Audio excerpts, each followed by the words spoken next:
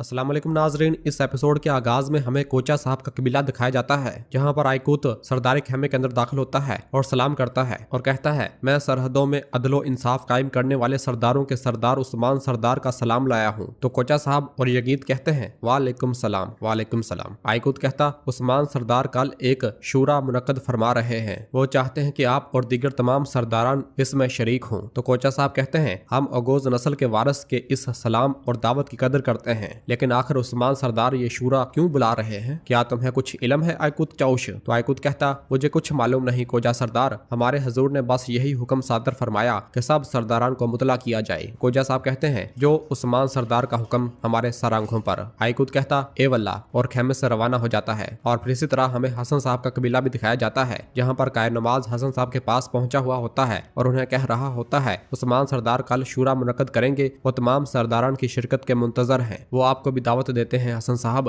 तो हसन साहब कहते, फतह के अलमबरदार उस्मान सरदार, उन्होंने सब सरदारन को दावत दी है, कोई अहम मामला होगा, है ना कायर नमाज? तो कायर नमाज कहता, कुछ नहीं जानता हसन साहब, मैं सिर्फ पैगाम पहुंचाने आया हूँ, जब कल कौंसल होगी तब सब कुछ ज़ाहिर हो जाएगा इंशाल्लाह। तो हसन साहब कहते, ए वल्ला कायर नमाज, उस्मान सरदार का हुक्म मेरे लिए बायस फख्र है। और फिर कायर नमाज सलाम लेकर वहां से रवाना हो जाता है, जबकि इधर यगीत कोजा साहब से पूछता, भाई आपके ख्याल में वो अचानक कौंसल क्यों बुला रहे हैं? तो कोजा साहब कहते, वहां पहुंचकर सब कुछ जान लेंगे। तो यगीत कहता है, क्या आपको वाकई मालूम नहीं कि कौंसल क्यों बुलाई जा रही है? कोजा साहब कहते, अगर इल्म होता तो क्या मैं सवाल करता? जब सब सरदारन को बुलाया गया है तो यकीनन कोई हंगामी मामला है, साफ जाहिर है कि उस्मान सरदार कोई बड़ा फैसला करने जा रहे हैं। यह सुनकर यगीत परेशान हो जाता है और कहता है, और इसका मतलब यह है कि, और फिर खामोश हो जाता है और कहता है, माफ कीजिएगा भाई, मुझे कल की तैयारी करना होगी। और खेमे से बाहर आकर बहुत परेशान हो जाता है और अपने सिपाही के पास आता है और उसे आकर कहता, फौरन जाओ कलादियुस को खबर दो, मुझे इससे कुछ अहम बात करनी है। यह सुनकर उसका सिपाही वहां से रवाना हो जाता है। तो पीछे से गद्दार यगीत कहता, चलो फिर देखते हैं कि अब तुम क्या करने जा रहे हो उस्मान।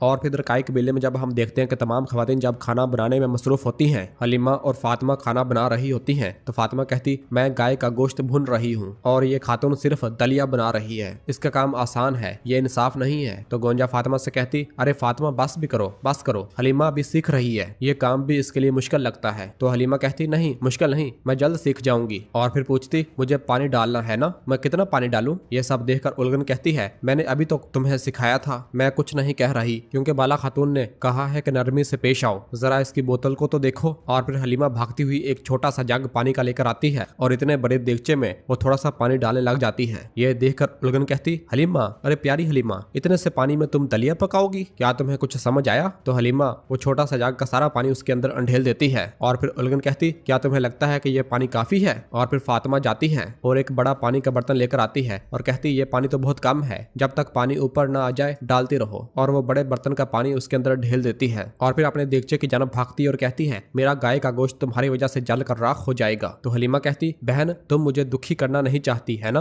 तो फातिमा कहती, नहीं, मैं सिर्फ माँ और बाबा का दिल दुखाना नहीं चाहती, ना ही उन्हें भूखा देखना चाहती हूँ। अगर मैं तुम्हारी मदद ना करूँ तो हम भूख से मर जाएंगे। ये सुनकर हलीमा को थोड़ा गुस्सा आता है और फिर उलगन हलीमा से कहती, हलीमा घी ले आओ, घी। यह सुनकर हलीमा कहती, आह मैं भूल गई, हाँ मैं लाती हूँ। जबकि उलगन ये सब मंजर देखकर बहुत ज्यादा परेशान हो रही होती है और अपने आप को ही कोस रही होती है। और फिर गोंजा बाला के पास आती है और कहती है, माँ ये खाना नहीं पका रहे, ये जंग कर रहे हैं। और वो फातिमा और हलीमा को देखते हैं जो कि भाग दौड़ के अंदर अपने अपने खाना बनाने में मसरूफ होते हैं। और फिर गोंजा बाला से पूछती, माँ आप जानती हैं बाबा कल कौंसल क्यों बुलाने वाले हैं? सबको तजस्सुस है। तो बाला कहती है, मैं नहीं जानती बेटी, लेकिन उस्मान सरदार कई दिनों से गहरी सोच में है, कौंसल के बाद हम सबको मालूम हो जाएगा इंशाल्लाह। तो गोंजा भी कहती इंशाल्लाह। जबकि इस दौरान हम काय कबीले में देखते हैं कि दो बच्चे लोहार की दुकान पर तलवार बना रहे होते हैं और लोहे को कूट रहे होते हैं और हैदर अल्लाह हक अल्लाह कह रहे होते हैं। इस दौरान आयकूत वहां आता है और उनसे सलाम लेता है। तो वो दोनों बच्चे सलाम का जवाब देते हैं। आयकूत लोहार से पूछता, ये यहाँ क्या कर रहे हैं? तो एक बच्चा कहता, हम लोहा कूट रहे हैं। तो आयकूत कहता है, माशाल्लाह माशाल्लाह। और फिर लोहार बताता है, ये बहादुर सिपाही उस सरदार के बेटे हैं जिसे हम कदर की निगाह से देखते हैं।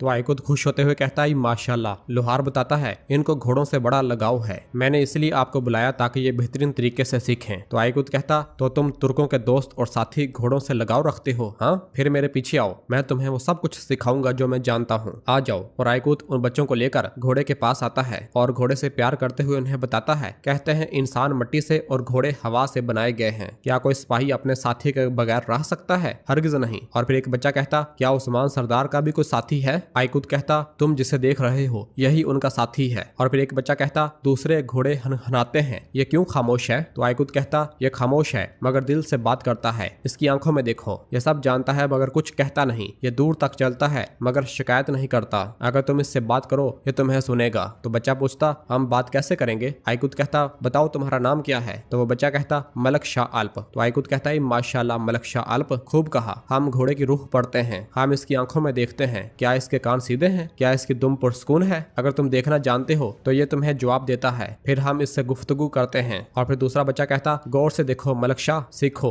और फिर आयकुत कहता, यह घोड़ा अभी सफर से आया है, थका हुआ है, हमें इसे संवारना है। तो बच्चा कहता, अगर हम सवारे ना तो क्या होगा? आयकुत कहता, बहुत अच्छा सवाल अल्प अरसलान, अगर हम ना सवारे तो इसके बाल उलझ जाते हैं जिसमें खारिश होती है, ये चलने से भी इनकार कर देता है, अगर जैन इसकी पुश्त को जख्मी करे तो ये तुम्हारी बात नहीं मानेगा, ये तुम्हारी तरफ देखेगा तक नहीं। अब हम गर्दन से आगाज करते हैं, फिर पुश्त, ये जगह, सबसे अहम ये नाजुक टांगे, हम उन टांगों को भी साफ करते हैं, अगर पीछे से करीब आओगे तो ये तुम्हें सीने पर लात मारेगा। ये सुनकर बच्चे हंसने लग जाते हैं। और फिर इसके बाद अरसलान अल्प को घोड़े पर सवार कर दिया जाता है और आयकुत मलक शाह को अपने कंधों पर उठाए होता है और पीछे से आवाज आती है, बहादुरों का साथी अल्प का अजीम भाई कभी राजदार बनता है और कभी जंग से खाली हाथ नहीं लौटता, हम जंग की राह पर निकलते हैं और दिल से अहद करते हैं, ये सर झुकाकर तुम्हारे लफ्ज सुनता है, बस लगाम ज्यादा न खींचो। इसके खुर पत्थर तोड़ देते हैं और इसके अयाल इसके चेहरे पर बिखरी होती है, अगर तुम इसका ख्याल रखो तो यह सितारे की तरह चमकता है, इसकी आंखों में हलाल की झलक होती है।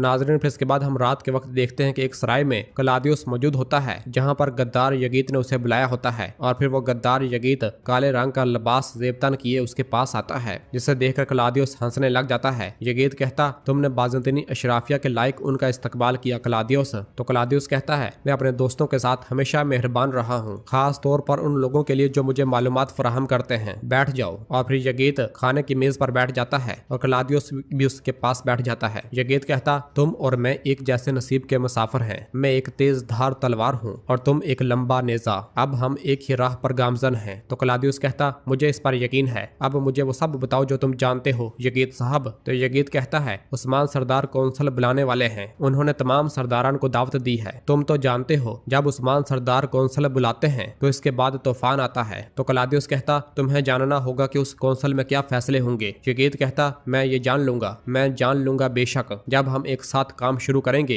तो हम उस्मान को एक साथ शिकस्त देंगे, मगर इसके बदले तुम मुझे सोना और ग्योनक की जमीन दोगे और मैं अपनी कौम को वहां आबाद करूंगा। तो क्लादियुस कहता, अपनी कौम? मेरा ख्याल है तुम्हारा मतलब अपने भाई की कौम है। और फिर हंसने लग जाता है और कहता, या तुम खुद अपने भाई को गिरा दोगे? खूब। तो यगीत कहता, तो फिर माहिदा हुआ क्लादियुस। क्लादियुस कहता, हो गया, जब उस्मान की हुकूमत खत्म होगी तो तुम्हें सब कुछ मिल जाएगा। तो यगीत कहता, इंशाल्लाह। और फिर इसके बाद दोनों मजे से खाना खाने लग जाते हैं। और नाजरीन, इसी जगह पर एपिसोड खत्म करते हैं, मिलते हैं बहुत जल्द अगली एपिसोड के साथ।